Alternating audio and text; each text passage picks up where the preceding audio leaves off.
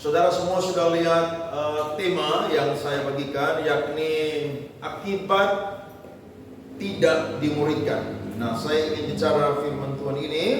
Mari kita lihat Alkitab kita, Ibrani pasal 5 ayat 11 sampai 14. Oke, kita sudah dapat semua saudara-saudara.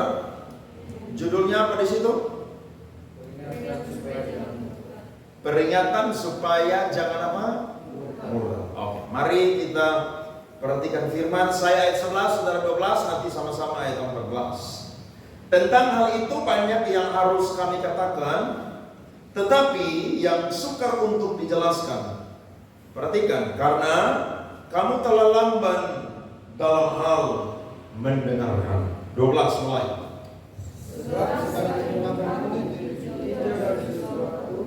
Sudah saja menjadi pengajar, kamu masih berbagi diajarkan asas-asas pokok dari permintaan Allah, dan kamu masih memerlukan susu, bukan makanan keras.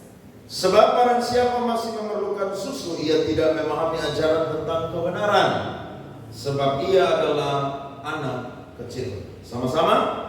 Tetapi makanan keras adalah untuk orang-orang dewasa, yang karena mempunyai panca indera yang terlatih untuk membedakan yang baik daripada yang jahat. Saudara-saudara, kalau kita belajar kitab Ibrani itu kurang lebih ada 3 tema besar. Tapi malam hari ini saya dan saudara akan belajar bagian yang pertama saja. Nanti kalau ada kesempatan yang lain saya khotbah di ibadah raya atau juga ibadah pemuda supaya kita bisa memahami. Penulis daripada surat Ibrani ini banyak sekali yang tidak sependapat. Ada yang berkata, Clemens dari Alexandria, salah satu bapak gereja, dia berkata bahwa Rasul Paulus lah yang menulis surat ini.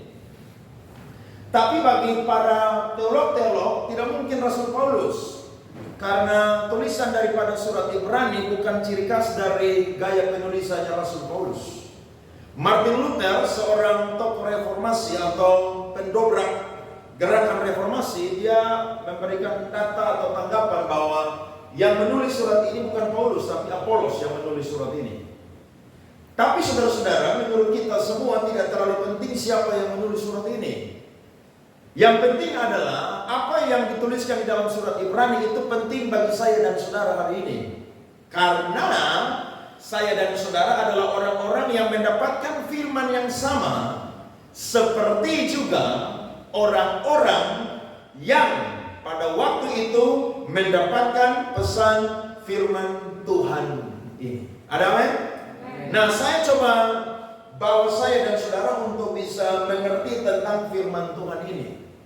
Kalau kita belajar tentang penerima surat Ibrani, maka saya dan saudara tahu bahwa mayoritas mereka adalah orang-orang Yahudi yang menjadi Kristen. Dari kapan mereka menjadi Kristen? Ada begitu banyak variatif.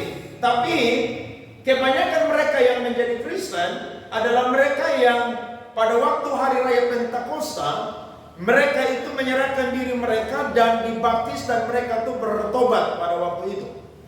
Nah, surat Ibrani saudara variatif pun juga. Ada yang mengatakan tulis tahun 70 Masehi, ada yang mengatakan tulis tahun 65 Masehi, ada juga yang mengatakan tulis tahun 90 Masehi.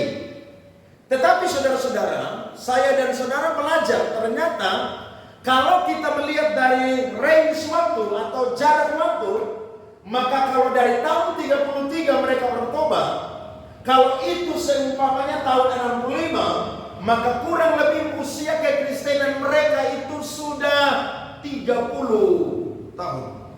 Siapa di sini yang iring Tuhan sudah 10 tahun? Angkat tangan. Ada, kakak di belakang. Ada yang 5 tahun? Ada. Ada yang baru 3-4 tahun? Saya sudah 23 tahun. Cukup senior dan sangat senior dari antara teman-teman semua yang hadir.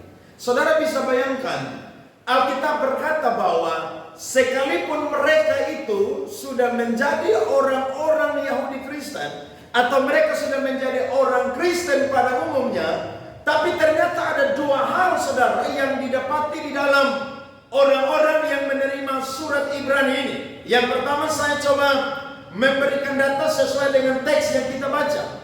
Firman Tuhan berkata di situ ayat harusnya menjadi pengajar.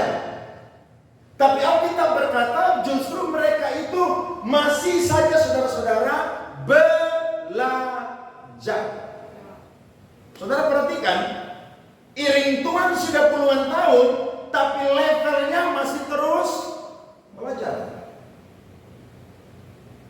Levelnya bukan pengajar, padahal kalau saudara jadi manusia biasa yang saudara usia 30 tahun, saya yakin saudara minimal kalau saudara kuliah tidak sampai S2, minimal S1 saja, saudara menghabiskan waktu itu kurang lebih saudara-saudara itu sekitar 6 sampai 18 tahun. Saudara bisa bayangkan. Dan saya yakin secara saudara punya pengetahuan, saudara pasti jadi orang yang pintar, bukan jadi orang yang bodoh. Karena saudara lewati TK, saudara lewati SD, saudara lewati SMP, saudara lewati SMA, saudara lewati fakultas S1.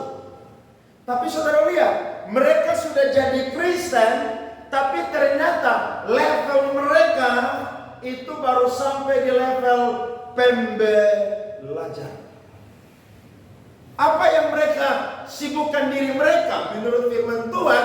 Kalau kita baca ayatnya yang ke-11 di situ, firman Tuhan berkata, tentang hal itu banyak yang harus kami katakan, tetapi yang sukar untuk dijelaskan, karena kamu telah lamban dalam hal apa, saudara? Mendengarkan. Jangankan jadi pengajar, jadi pembelajar aja lamban di dalam mendengarkan. Bahasa sekarangnya, dia boleh ada di gereja, dia boleh ikut ibadah, tapi telinganya tidak pasang baik-baik dengan firman Tuhan. Sehingga ketika dia dengar firman Tuhan, itu cepat sekali dia lupa. Apalagi saudara-saudara yang punya ingatan yang lemah, saudara tidak bantu catat pakai bolpen, pakai handphone, saudara akan mudah sekali untuk melupakan. Penulis Ibrani bilang begini, dia mau menjelaskan lebih lagi tentang Kristus. Kalau saudara baca surat Ibrani, itu temanya Yesus lebih tinggi, Yesus lebih unggul. Saudara bisa bayangkan, Yesus lebih superior dari semua yang ada, dari malaikat, dari semua ciptaan yang ada di dunia ini. Penulis surat Ibrani mau menjelaskan lebih lagi, tapi ternyata level mereka saudara-saudara belum sampai di situ. Berarti ini jemaat yang tidak bertumbuh secara pengenalan dan pengetahuan akan Allah. Lihat pasal 6 ayatnya yang kedua. Di situ bilang apa di situ? Ibrani 6 ayat yang kedua.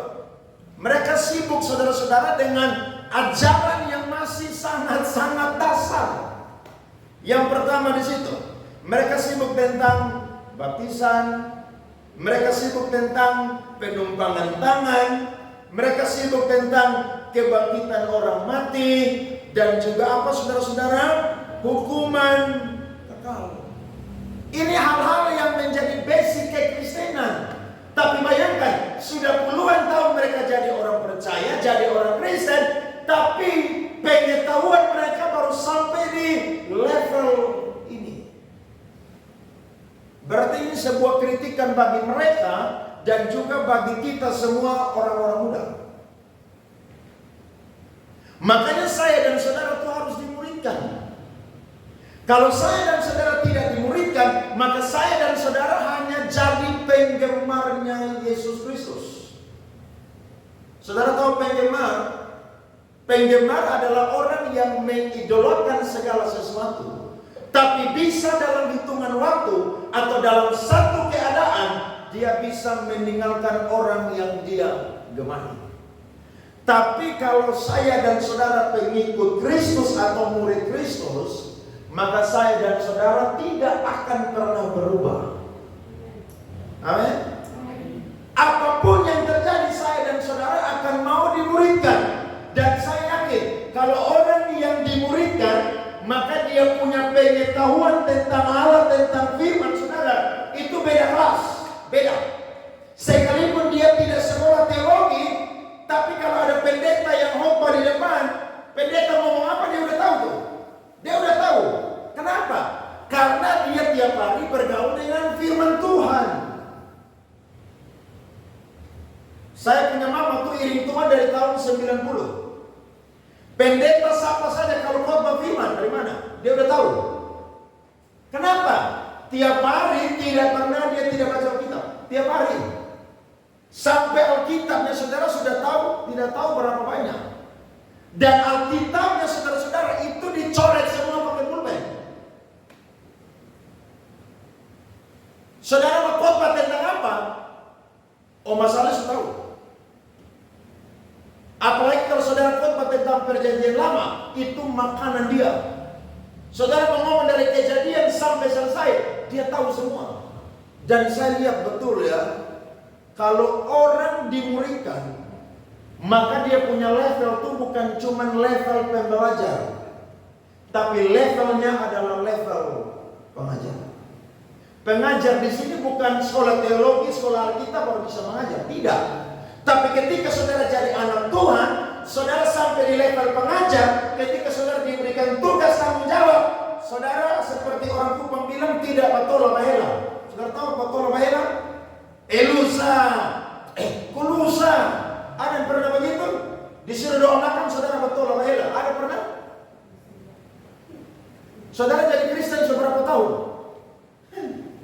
Dari kecil? Bayangkan sampai saudara SMA kuliah, suruh doa makan aja patola bahela. Harusnya ketika disuruh, siap. Bila perlu saudara jangan doa buat makanan itu, doa sampai orang di Afrika sana yang kelaparan, supaya orang yang dengar khotbah jengkel dengan saudara. Kenapa? Disuruh doa makan, dia doa buat seluruh dunia. Itu contoh. Saudara sudah iring Tuhan puluhan tahun, tapi saudara hafal ayat itu aja. Nah, itu pertanyaan besar. Saya tiap hari hafal satu ayat, tiap hari. Wajib, tidak pernah tidak. Tiap hari. Kenapa? Karena kalau saya bisa hafal not balok musik di luar kepala saya, maka firman Tuhan harus lebih lagi. Karena ketika saya lemah, saya percaya firman Tuhan akan mampu menguatkan saya. Saudara ada di level mana hari ini? Level pembelajar atau level pengajar? Saudara disuruh, kamu jadi ketua KERS ya? Aduh saya tidak bisa. Padahal saudara sudah jadi anak Tuhan, itu sudah hitungan 10 tahun, 15 tahun, tapi masih ada di level tersebut. Saya berkata malam hari ini, mari kita berubah. Ada amin? Jangan ada di level pembelajar, tapi ayo naik level lagi, ada di level pengajar. Ketika saudara dipercayakan tugas tanggung jawab, saudara berkata, siap, saya mau jadi leader di tempat ini. Tidak usah leader untuk banyak orang atau pimpin jemaat seperti saya. Mulai dari 2-3 orang, saudara dipercayakan belajar memimpin. Dan saya mau berkata, saudara kalau mau maju dalam saudara punya hidup, ambil sebuah tanggung jawab. Saudara akan maju dalam hidupmu. Percaya aja. Ketika saudara dapat tugas tanggung jawab, maka saudara tuh akan semalam-malam tidak bisa tidur. Coba saya suruh saudara khotbah ibadah pemuda.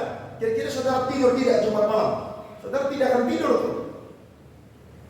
Kenapa? Karena saudara akan sibuk baca Alkitab. Kira-kira firman ini remanya apa? Kira-kira poinnya apa? Saudara dengar YouTube cari referensi dari hamba Tuhan. Saudara mungkin cari referensi di internet. Kenapa? Karena saudara besok tugas. Betul saudara-saudara? Tapi coba saudara cuma jadi pendengar. Kira-kira saudara sibuk demikian atau tidak? Tidak. Saudara datang hanya tunggu terima aja. Tapi ketika saudara dapat tanggung jawab, saudara akan push diri saudara. Dulu saya belajar piano di Bandung. Saya punya guru piano tuh kecil kayak Priska begitu. Tapi jahat minta ampun. Saya kalau les, dia siap pensil 2B. Lumayan tekan salah not, 1 kali salah berarti 1 kali bunyi di jari. 2 kali salah berarti 2 kali bunyi. Jadi sebelum saya les, saya udah latihan gila-gilaan, nggak ada cerita. Saya bisa ulang 1 lagu bisa sampai 200-300 kali. Karena takut dapat pukul. Bayangkan setua-tua baru dapat pukul dari guru perempuan, bukan malu. Saya les piano tuh umur 23 tahun, baca not balok, bayangkan. Orang lain les piano dari umur 5-6 tahun not balok, saya umur 23 tahun. Tapi kalau saya tidak belajar, saya jalan, nggak bisa. Karena saya ada di Pulau Jawa. Di Pulau Jawa tuh orang main musik itu profesional. Semua main tuh pakai partitur, komposisi. Nah kalau lu nggak bisa, lu mau main dengan siapa? Wow, saya bilang ini saya belajar nih. Jadi kalau saya tidak latihan, maka saya tidak piles. Karena saudara piles itu serahkan diri mantap-mantap, orang lupa bilang. Dapat habok tuh, nggak ada cerita tuh. Guru sujudes lain jahat lain. Tapi dari situ saya belajar. Kalau saya dan saudara mau bertumbuh, maka saya dan saudara tidak boleh ada di level pembelajar saja. Tapi ayo upgrade diri kita, harus ada di level pengajar. Amin. Kalau saudara kerja di kantor saudara, aja saudara berikan target-target untuk selesaikan dan dapatkan, berarti untuk saudara bimbing saudara punya kerohanian, itu harus lebih gila-gilaan lagi. Karena kalau tidak, saudara dengar perkataan saya. Nanti saudara umur 50 tahun, saudara pun level rohani masih sama. Pembelajar. Harusnya level itu apa saudara-saudara? Pengajar. Yang kedua, kita bisa lihat di sini teman-teman. Orang yang tidak mau dimuridkan akibatnya adalah dia menjadi orang yang tidak dewasa rohani. Saudara lihat di ayat yang ke-12b itu sampai ayatnya yang ke-14. Sebab sekalipun kamu ditinjau dari sudut waktu, sudah seharusnya kamu menjadi pengajar. Lompat ayatnya yang ke-13. Sebab barang siapa masih memerlukan susu, ia tidak memahami ajaran tentang kebenaran, sebab ia adalah anak kecil. Penulis Ibrani menggunakan kiasan tentang anak kecil. Susu dan makanan keras, makanan yang baik. Susu itu baik untuk anak kecil. Betul? Tapi makanan keras itu tidak baik untuk anak kecil. Sedangkan saudara-saudara, makanan keras itu baik untuk orang dewasa dan susu tidak baik untuk orang dewasa. Saudara lihat penulis Ibrani mengangkat kiasan ini mau mengajarkan begini. Orang kalau tidak mau dimuridkan, dia akan jadi orang Kristen yang kekanak-kanakan. Saudara tahu kekanak-kanakan? Kekanak-kanakan beda dengan anak-anak.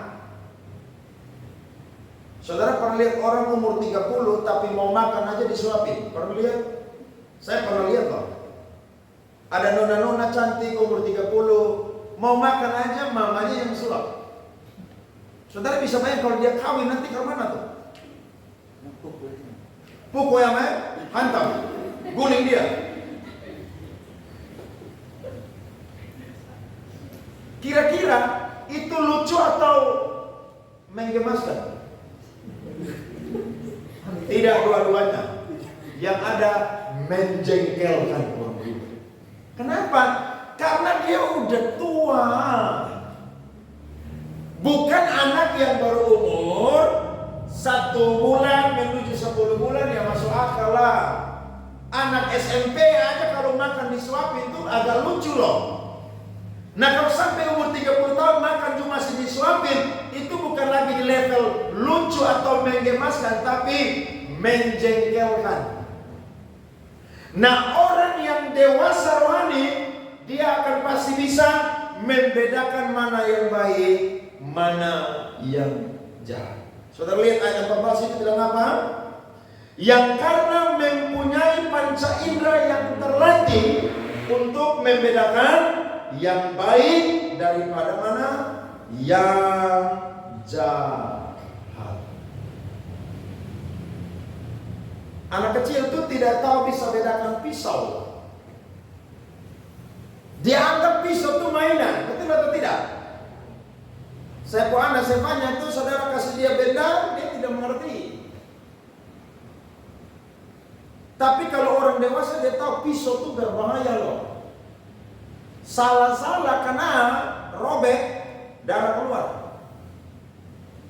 Nah orang kalau mau dimuridkan, saya yakin dia akan dewasa lagi. Makanya tidak heran Paulus bilang dalam Roma pasalnya yang ke-12 ayat 2 bilang apa? Dan berubahlah oleh pembaharuan apa? Budimu. Supaya engkau dapat apa? membedakan mana yang baik, mana yang berkenan kepada Allah. Jadi kalau saya dan saudara tidak dimuridkan, maka ada dua gejala yang saya dan saudara akan hadapi. Yang kedua adalah tidak dewasa rohani. Dan sampai kalau ini terus saudara-saudara, maka puncaknya atau klimaksnya adalah seperti judul firman Tuhan tadi, saya dan saudara akan jadi orang Kristen yang murtad. Jadi tidak heran penulis Ibrani kasih judul nasihat supaya jangan apa? Murtad. Saudara akan jadi murtad kalau saudara tidak praktekkan dua hal ini. Ada berapa banyak orang yang tinggalkan kekristenan, pindah agama? Kenapa mereka bisa tinggalkan Kristen dan pindah agama? Karena mereka, saudara, tidak memahami firman Tuhan. Kenapa mereka bisa tinggalkan kekristenan? Karena mereka tidak dewasa rohani. Ketika ada pergumulan Tuhan tidak tolong, mereka berkata, dulu saya sebelum iring Tuhan, justru saya butuh apa Tuhan kasih. Sekarang saya iring Tuhan, kok susah, butuh ini ya Tuhan tidak kasih. Kayaknya dunia tawarkan lebih asik dan lebih pasti. Langsung tinggalkan Kristus. Itu orang tidak dewasa rohani. Jadi kalau sampai saya dan saudara tidak dimuridkan, maka ada dua gejala yang saya dan saudara itu akan menghadapinya atau mengalaminya. Yang pertama saya sudah singgung tadi, saya dan saudara akan ada di level yang namanya pembelajar, bukan pengajar. Yang kedua, saya dan saudara bukan jadi orang yang dewasa rohani, tapi jadi orang Kristen yang apa? Kekanak-kanakan. Klimaksnya adalah murtad. Nah, penulis Ibrani, murtad itu apa sih saudara, teman-teman? Kalau saya dan saudara belajar firman Tuhan menulis surat Ibrani, murtad itu artinya menyalibkan kembali anak Allah bagi diri mereka dan menghinanya di muka umum. Saya coba cari di Kamus Besar Bahasa Indonesia, murtad itu menurut Alkitab apa sih? Ternyata di sini bilang begini. Menurut kekristenan, murtad adalah penolakan terhadap Kristus dan ajaran-ajaran inti agama Kristen oleh seseorang yang sebelumnya adalah seorang Kristen. Jadi orang yang sampai pindah agama itu murtad. Ada berapa banyak orang yang murtad hari ini? Saudara bisa lihat di YouTube. Banyak atau tidak? Saudara tidak nonton YouTube? Woi, saudara berdoa terus ya, luar biasa. Coba saudara cek sekarang. Hampir tiap hari ada orang yang tinggalkan kekristenan. Bahkan ada yang bilang begini, saya bertahun-tahun jadi orang Kristen, tapi tidak paham isi Alkitab. Ya emang lu kea di situ, lu bodoh.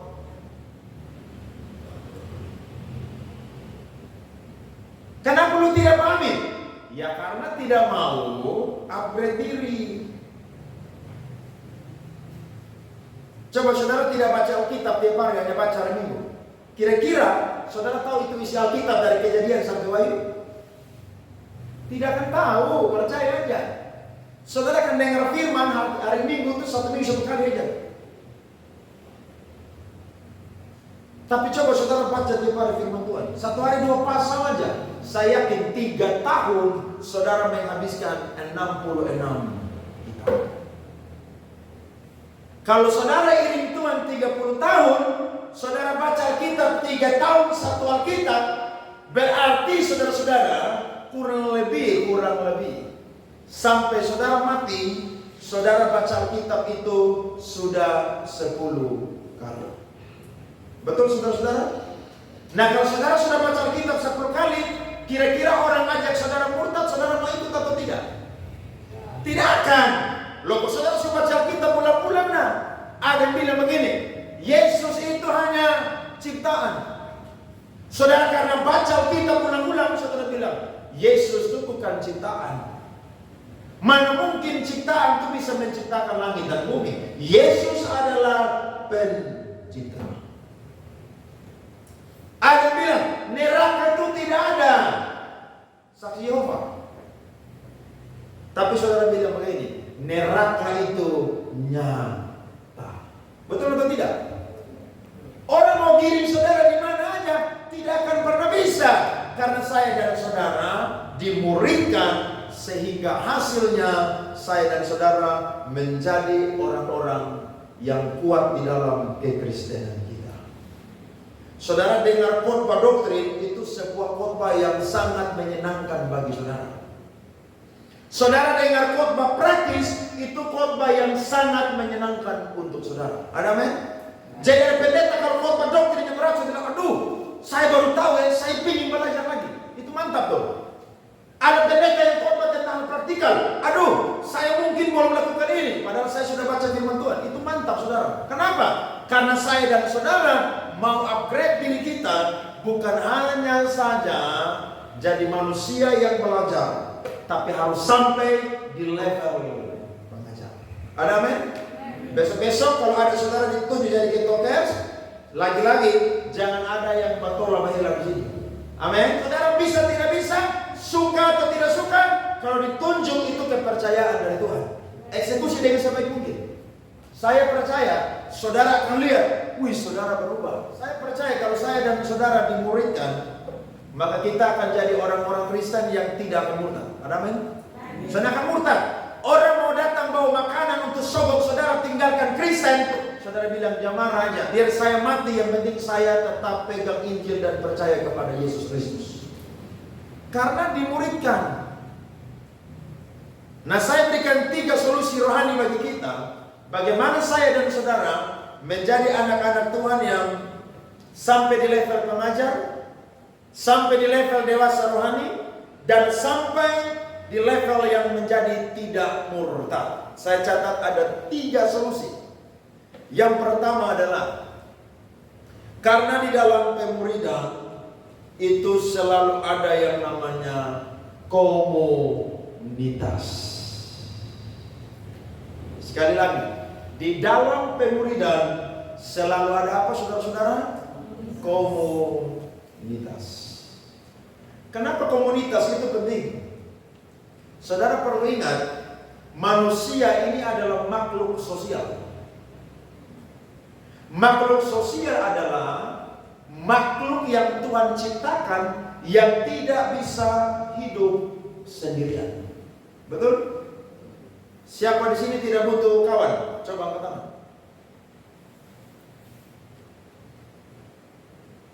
Hari ini penyakit yang melanda dunia, itu ada satu penyakit yang sangat-sangat mengerikan.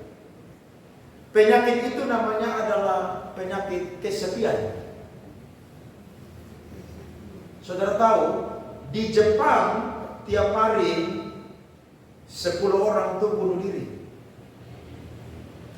Kenapa bunuh diri? Karena kesepian. Coba, saudara tinggal di kamar, saudara tidak pegang handphone sama sekali, cuma tidur bangun aja di kamar. Tidak usah lama-lama, 3 hari aja. Apa yang terjadi?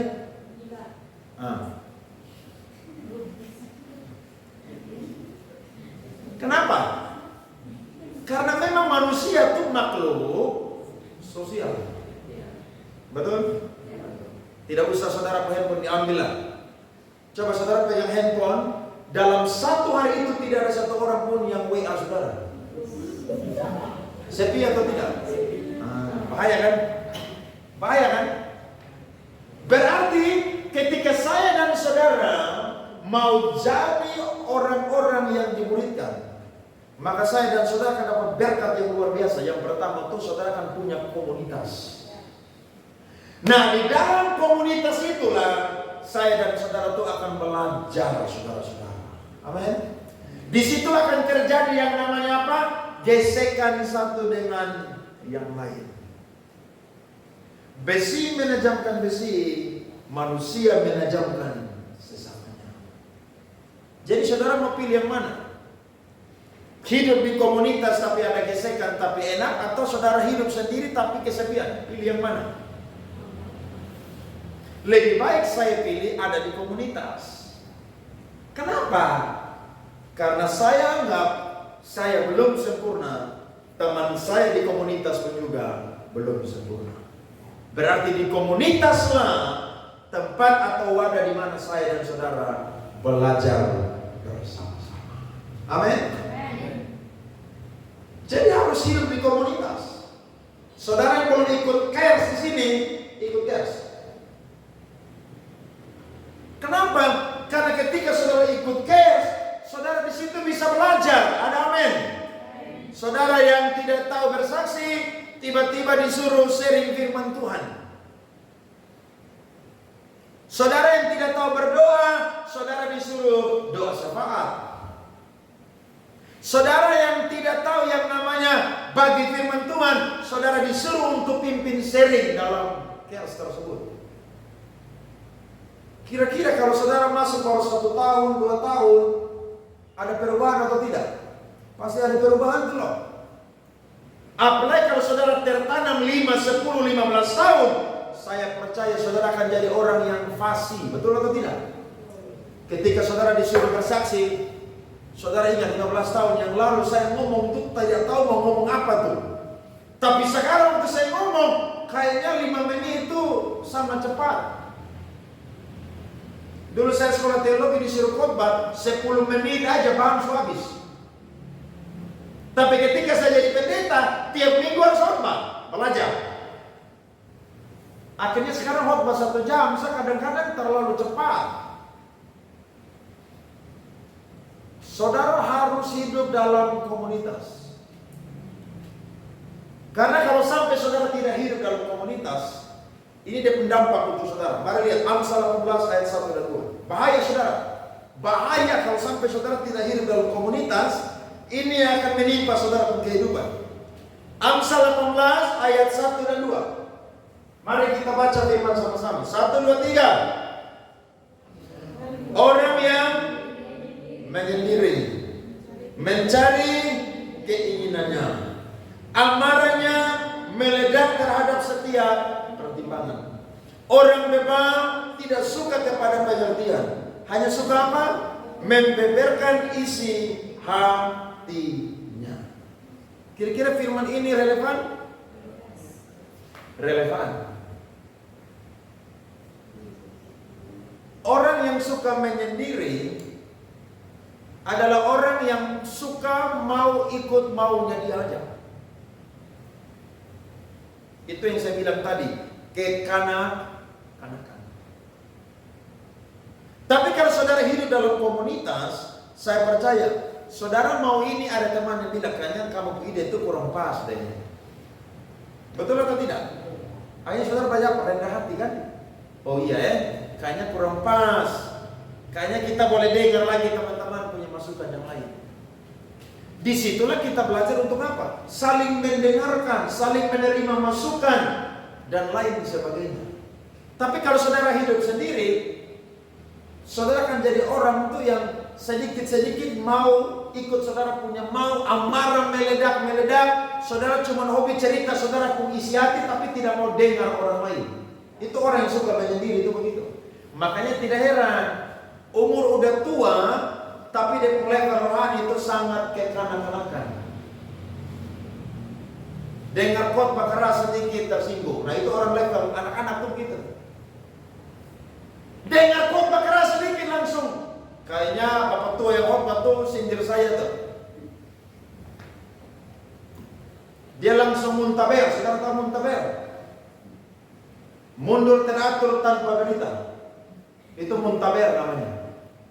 Dia hilang dari gereja. Pendeta cari dia bilang begini, oh begini pak. Tapi dia hilang dari gereja. Ternyata penyelidik tersinggung dengan firman Tuhan. Loh, emangnya firman Tuhan pendeta yang buat itu ayat? Firman Tuhan kan isi hatinya Allah, perkataannya Allah. Berarti pendeta cuma apa? Menyampaikan. Jadi ketika saya dan saudara hidup dalam komunitas, maka saya yakin saudara akan bertumbuh dengan luar biasa. Akan bertumbuh. Karena kalau saya dan saudara jadi murid, pasti murid itu punya komunitas. Tidak heran, Yesus tidak pilih banyak orang. Yesus hanya pilih 12 orang. Kenapa? Karena dia tahu komunitas yang kecil ini ketika dididik dengan baik, mereka akan bertumbuh menjadi orang-orang yang hebat yang bisa mengalahkan dunia ini. Dan terbukti dari 12 orang, 1 orang berkhianat, digantikan lagi dengan 1 orang. Hari ini jumlah orang Kristen di dunia 2,9 miliar. Dimulai dari berapa orang? 12 orang. Jadi saudara jangan anggap remeh komunitas yang sedikit. Amin. Jangan remeh. Saya bilang di saudara jangan anggap remeh. Saya nonton di TikTok, ada satu gereja di Afrika, satu kali ibadah 100.000 jemaat. Itu lapangan gereja, itu lapangan. Mimbar itu altar di tengah-tengah. Jadi orang yang menyanyi bisa keliling itu altar, takutan. Farai pemain musik dia di tempat. Kalau yang sini kan keliling semua. Dia mau banyak keliling. Satu kali ibadah 100.000 orang. Saudara tahu dari berapa orang mereka? Tidak sampai 20 orang. Tapi karena mereka saudara mau jadi murid tertanam dalam komunitas, mereka sungguh-sungguh. Dan mereka berdoa saudara supaya penuaian jiwa. Dan ternyata saudara tahu, penuaian jiwa luar biasa. Sebab Yesus bilang, di mana 2-3 orang berkumpul, kalau menyebut namaku, di situ Tuhan. Amin. Jika saudara cares 2-3 orang, jalan aja tidak apa-apa. Karena siapa yang tertanam dalam komunitas, dialah yang akan bertumbuh berbuah. Dia berakar kuat dan dia tidak akan pernah yang namanya murtad. Itu yang pertama, solusi yang saya berikan kepada kita. Yang kedua adalah karena di dalam pemuridan itu ada nasihat firman Tuhan. Lihat Ibrani pasal 3 ayat 12 sampai 15. Alkitab berkata. Ibrani 3 ayat 12 sampai 15. Waspadalah hai saudara-saudara, supaya di antara kamu jangan terdapat seorang yang hatinya jahat dan yang tidak percaya oleh karena ia murtad dari Allah yang hidup. Lihat, murtad disinggung berulang-ulang oleh penulis Ibrani. Tetapi apa? Nasihatilah seorang akan yang lain setiap hari, selama masih ada, dapat dikatakan hari ini, supaya jangan ada di antara kamu yang menjadi tegar hatinya karena tipu daya dosa. Karena kita telah beroleh bagian di dalam Kristus, asal saja kita berpegang sampai kepada akhirnya pada keyakinan iman kita yang semula. Tetapi apabila pernah dikatakan pada hari ini, jika kamu mendengar suaranya, janganlah keraskan hatimu seperti dalam kegeraman. Berarti ketika saya dan saudara dimuridkan, maka saya dan saudara pasti akan yang namanya mendapatkan nasihat firman Tuhan. Coba buka Filipi 2 ayat 1. Perhatikan firman ini. Di situ bilang apa? Filipi pasal 2 ayat yang pertama. Mari kita baca firman Tuhan ini sama-sama. Filipi 2 ayat yang pertama. 1, 2, 3. Jadi karena dalam Kristus ada apa saudara? Stop, habis itu aja. Lihat tuh, dalam Kristus ada apa? Nasihat. Nah saudara hanya bisa dapat nasihat ketika saudara itu dengar firman Tuhan. Firman Tuhan itu berisi nasihat. Nasihat artinya koreksi kepada saya dan saudara ketika ditemukan hal-hal yang tidak cocok dengan firman Tuhan. Contohnya, dulu saya sekolah pendeta tuh, saya tuh dulu kan sebelum sekolah tuh kan anak band. Saya pun tangan tuh penuh dengan gelang-gelang metal. Jari-jari itu penuh semua. Tapi waktu pergi kuliah dosen bilang begini, kamu tuh calon pendeta, buang itu semua. Buang. Masa jadi gembala pendeta nanti pakai model begitu? Buang. Itu bukan dosa, tapi tidak cocok dengan profesi kamu. Saudara ngerti? Tidak dosa tapi tidak cocok dengan profesi. Saudara pakai pakaian, contohnya. Yang perempuan, baju itu di atas pusar, bagus atau tidak? Bagus kalau saudara tinggal di Amerika sana. Tapi kalau saudara tinggal di Kota Kupang, bagus atau tidak? Nanti orang bilang dia siapa? Saudara udah tahu kan? Loh, orang dunia aja bisa menilai, Jadi saudara perhatikan, di dalam Kristus selalu ada apa? Nasihat. Jadi kalau sampai ada anak muda Kristen yang tidak mau dengar nasihat, berarti memang saudara itu tidak cocok jadi pengikut Kristus. Karena pengikut Kristus itu selalu suka dengan nasihat. Baik nasihat yang lembut maupun juga nasihat yang keras. Saudara coba baca surat-surat penggembalaan Timotius, Titus. Itu saudara, Paulus bilang kepada Timotius, nasihat dengan lembut, nasihat dengan keras. Firman Tuhan bilang kepada Titus, tegur mereka dengan tegas. Kenapa?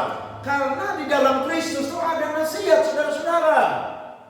Kalau sampai kita tidak dengar nasihat, maka saya dan saudara itu orang bebal. Dan ingat, orang bebal ujung hidupnya adalah bukan kebaikan, tapi kebinasaan. Hati-hati. Saudara harus mau dinasihati. Ada amin? Harus mau.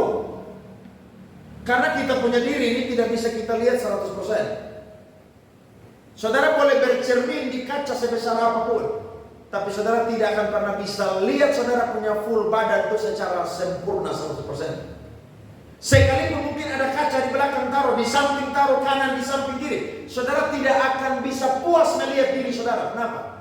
Karena yang mampu bisa melihat diri kita sempurna adalah sesama kita. Dan yang lebih sempurna adalah siapa saudara? Tuhan Yesus Kristus. Berarti ketika saya dan saudara dimuridkan, maka di situ akan ada apa? Nasihat. Firman Tuhan bilang kalau ada orang yang tidak mau dengar nasihat, dia adalah orang bebal. Amsal bilang begini, 1 pukulan itu baik untuk orang yang bijak, tapi 100 pukulan itu buruk bagi orang yang bebal. Nah, orang yang tidak mau dengar nasihat, kalau sampai terus menerus, dia akan sampai di level apa? Bebal. Artinya orang bebal itu tidak akan pernah bisa diomongin lagi. Saudara mau ngomong lembut pun dia tidak akan mau dengar, ngomong keras juga tidak akan mau dengar. Dan orang yang model begitu, jangan harap dia sampai di level yang namanya pengajar dan jadi murid, bahkan juga dia menjadi anak Tuhan yang dewasa rohani. Karena dia tidak mau dengar nasihat. Saya ini tipe orang yang bisa lentur tapi bisa keras. Kalau kita tuh boleh. Saya akan lentur dengan orang yang mau lentur, tapi kalau orang yang keras dan salah, saya akan lebih keras. Saya tipe begitu. Tapi tahu kok saudara, kalau untuk hal yang baik, saya tipe orang yang mau dengar. Saya ada di teman-teman semua di sini. Mungkin saudara mau kasih masukan kepada saya, ada yang mungkin segan atau ada yang mungkin rasa kayaknya saya belum ada di level bagus begitu. Tapi kalau saya sampai di level orang yang lebih tinggi, pendeta-pendeta senior, orang yang lebih pintar, itu saya dengar mereka mati-matian. Tanda kutip, karena saya ingin dapatkan sesuatu dari mereka. Artinya saudara mau dengar orang, karena saudara itu dapat sesuatu dari mereka. Karena saudara tahu ketika mereka nasihat, itu akan jadi sesuatu yang bagus. Saya punya teman pemain keyboard di Kupang, jago banget dia main keyboard, jago. Tapi waktu dia di Bandung, dia di audisi, yang audisi tanya dia, lu main apa tadi? Saudara bisa bayangkan, di Kupang dia jago, sampai di Bandung, yang audisi itu sangat-sangat jauh lebih jago. Dia tanya, tadi lu main apa tadi? Saudara bisa bayangkan tuh. Dia anggap dia jago dan orang anggap dia jago. Tapi ketemu orang yang sangat-sangat jago, ternyata dia bodoh. Saudara bisa bayangkan, mau tidak mau belajar. Kenapa? Karena kalau tidak belajar berarti lu akan tetap bodoh begitu tuh. Saya bilang musuh lihat tau di sini tau. Di Kupang lu jago-jago, di sini juga jago-jago. Di sini orang hebat semua, orang sekolah semua, pintar semua. Main musik, angin ribut semua di sini. Dia bilang, Ale, betul nih. Saya bilang itu, kalau mau hebat tuh merantau. Kalau mau jago tuh dengar orang lain. Nah, itu saudara hebat. Makanya saya selalu bilang pemusik-pemusik di sini. Saudara kalau mau hebat, dengar lagu saudara sampai ribuan kali satu lagu itu bisa ulang-ulang. Supaya saudara pun telinga itu terlatih dengan apa? Dengan musik. Dulu zaman saya main musik itu masih pita. Saudara ada di sini dapat lagu zaman pita. Kakak pasti dapat. Dulu kaset itu bukan VCD kayak sekarang yang USB dong. Pita, saudara tahu pita? Putus sambung. Kakak Nona itu dapat. Kau usia bersama jadi pasti tahu. Kalau itu pita putus saudara sambung. Kenapa? Karena harus ngulik itu lagu sampai jadi seperti demikian. Waktu saudara ngulik dan sama saudara, aduh, puas kita main. Kenapa? Sama seperti orang yang main di kaset. Bukan saudara karang-karang sendiri. Tidak bisa. Kalau saudara karang-karang sendiri, saudara tidak akan sampai di level yang namanya hebat. Tidak akan pernah. Kenapa? Karena saudara main ikut saudara punya mau. Ada amin pemain-pemain musik? Lo iya dong. Coba saudara dengar lagu yang tadi. Lagu yang tadi lagu firman lagu apa? Lagu pujian tadi apa? Yesus batu karang yang teguh. Saudara mau hebat? Ngulik itu lagu persis kayak begitu. Itu saudara hebat. Tapi kalau saudara main karang-karang, ya saudara mulai ke karang-karang begitu. Itu begitu. Otomatis saudara tidak akan pernah tanam apel tuai poteka. Saudara tahu poteka? Tanam apel ya tuai apa? Kalau sampai saudara tuai poteka, Yesus datang kedua kali itu. Percaya dia? Tidak mungkin saudara. Kenapa?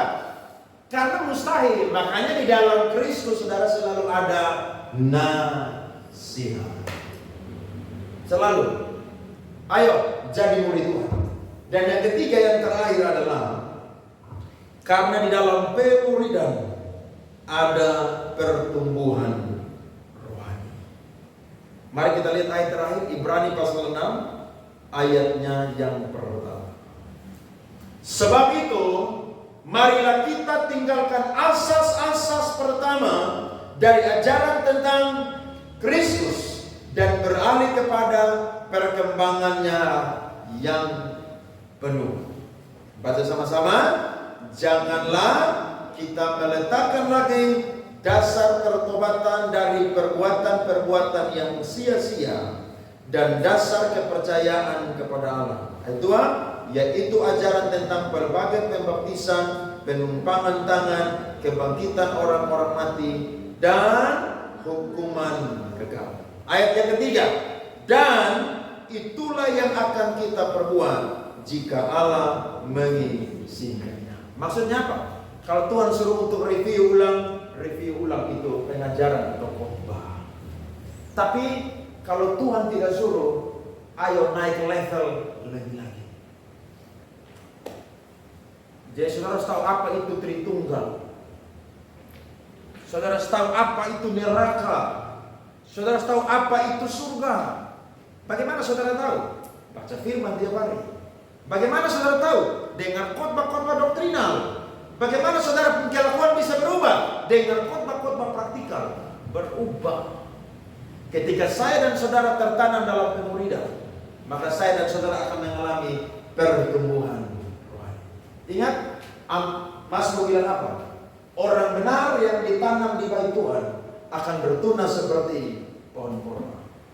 Kata bertunas itu adalah simbol daripada kehidupan. Orang yang ditanam di hadirat Tuhan, dia akan bertunas atau hidupnya akan luar biasa. Bahkan dia akan tumbuh subur. Sama seperti apa? Pohon aras di Libanon. Berarti saudara ada di hadirat Tuhan, dengar firman Tuhan, ibadah pemuda tiap minggu, itu tidak sia-sia. Amin. 1 bulan saudara ikut ibadah pemuda 4 kali, berarti 4 kali dengar khotbah. Hari Minggu saudara ibadah tidak pernah bolong, berarti 1 bulan saudara dengar khotbah berapa kali? 8 kali. 8 kali 12 berapa? Ada yang cepat? Saudara silakan kali sendiri.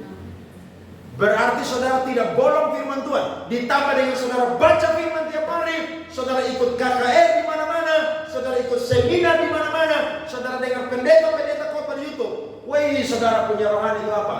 Bertumbuh dengan luar biasa. Jadi orang pendeta-pendeta dan naik mimbar dan khotbah sembarang, saudara bilang, Pak khotbah itu sesat. Ada pendeta yang baru-baru viral, pendeta gereja besar, dia bilang Yesus itu seperti saya ada di gereja, saya gembala, saya ada di rumah, saya itu bapak, saya ada di luar, saya itu teman daripada teman-temannya. Yesus juga demikian. Yesus bisa berubah. Itu ajaran Sabellianisme, ajaran modalisme, ajaran sesat pada awal gereja mula-mula. Allah itu sehakikat, tapi memiliki 3 pribadi yang berbeda-beda. Bapa, Putra, dan Roh Kudus. Amin teman-teman. Di mana saudara dapat firman Tuhan? Di komunitas saudara dapat firman Tuhan. Di pemuridan saudara dapat firman Tuhan. Di bait Tuhan saudara dapat firman Tuhan. Tuhan berkati kita semua malam ini. Amin untuk firman Tuhan teman-teman.